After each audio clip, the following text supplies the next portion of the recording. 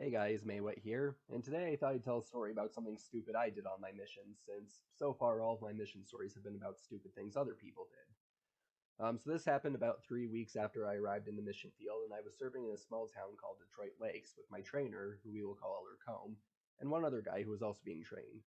We'll call him Elder Cars.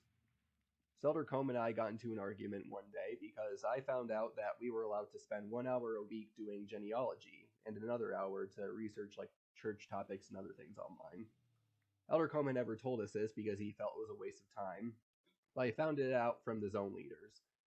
And Elder Combe refused to let us take advantage of either hour because he thought that they were a waste of time.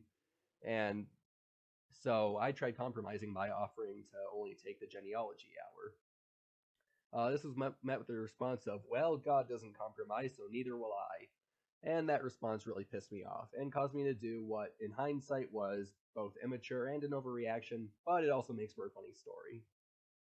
So it was in the morning, and we were getting ready for the day. And I looked outside, and I somehow knew it was going to rain later that day. I don't know how I knew this. It was before we were able to check the weather, but I just knew it was going to rain. So I snuck my umbrella on the inside pocket of my suit coat, and the three of us went out to teach people, knock on doors, and do what missionaries do. About an hour later, we teach this one guy, and the lesson goes by a lot quicker than expected.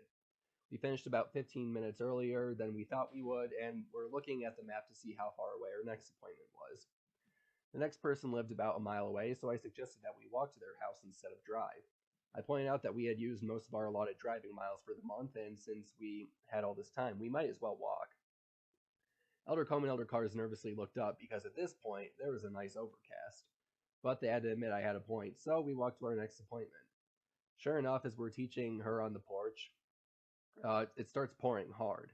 Now, luckily, the porch had a roof, so we were fine during the lesson, but it was still pouring when we were done. So Elder Combe and Elder Cars sigh and step out into the rain.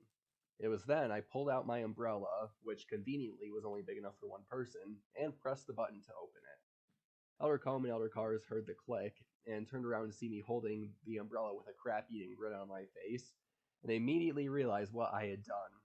And Elder Cars was like, "Oh, you jackwagon."